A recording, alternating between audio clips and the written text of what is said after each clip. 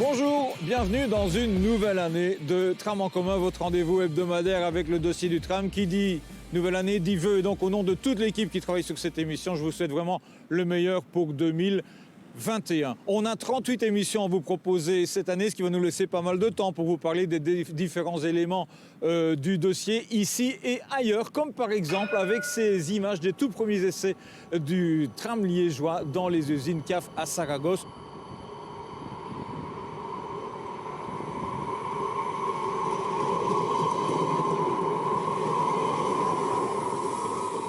On a donc entendu le premier ding-ding du tram de Liège. On va revenir quand même sur 2020 dans cette émission. Ça a été une année de rentrée partiellement, en tout cas en mode infrastructure, comme ici avec le pont des Tilleuls derrière nous. Et donc, c'est ce qu'on va voir maintenant. 2020, on a quand même, malgré les difficultés de cette année particulière, commencé à construire des choses.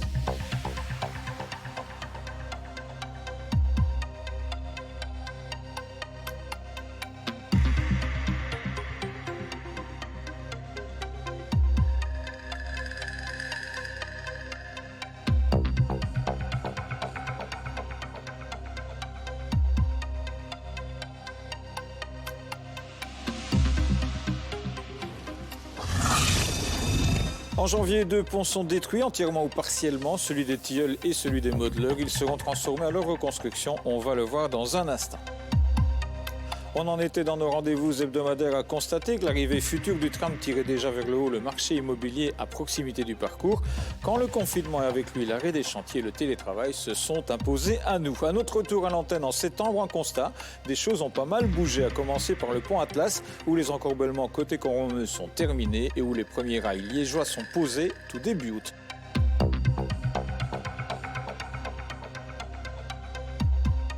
Bouger aussi le centre de maintenance et de remisage à Bressou, où le gros œuvre est à ce moment-là terminé. Ce lieu essentiel pour la gestion du tram, mais aussi pour les usagers, n'attend plus que ses finitions et les rails qui y mènent. Et à propos de rails justement, pour ces deux chantiers, Atlas et Bressou, 1300 mètres de rails ont déjà été posés au total.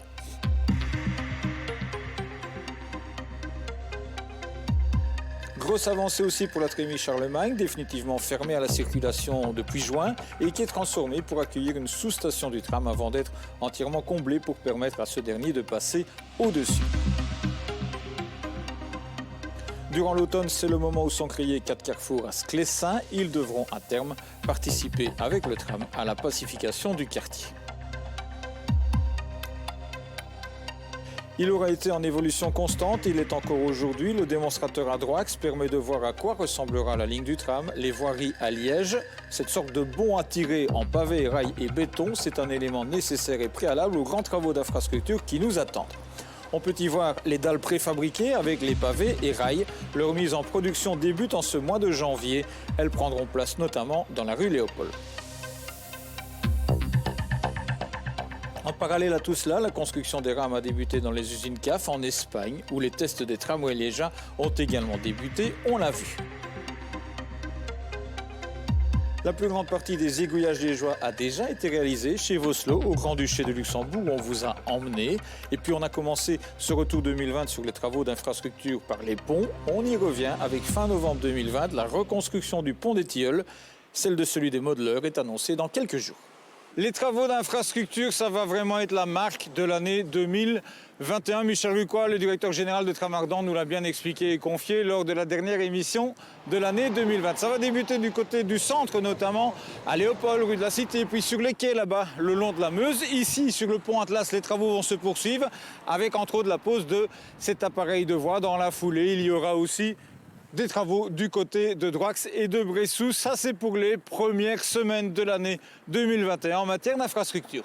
Et en parallèle, les travaux de sondage se poursuivent en différents endroits de la future ligne du tram, de même que les déplacements d'impétrants. Ici, début janvier, c'est le cas boulevard de la Sauvenière. Ce sera le cas dans la foulée, avenue d'Estenay. Sachez que ça va entraîner ici une réduction des bandes de circulation dans les deux sens. Tenez-en compte évidemment. C'est l'occasion pour moi de vous rappeler qu'il y a des outils pour vous informer régulièrement de l'évolution du chantier et de l'emplacement des différents travaux. Il y a bien sûr le site web du tram, le tram.be, précédé bien sûr du 3xW.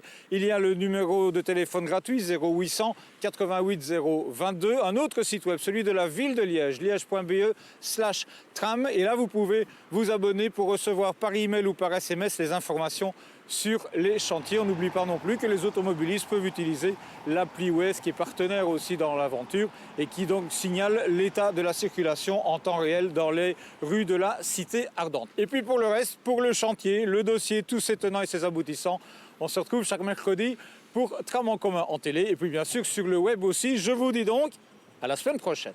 Le tram, on l'a toutes et tous en commun.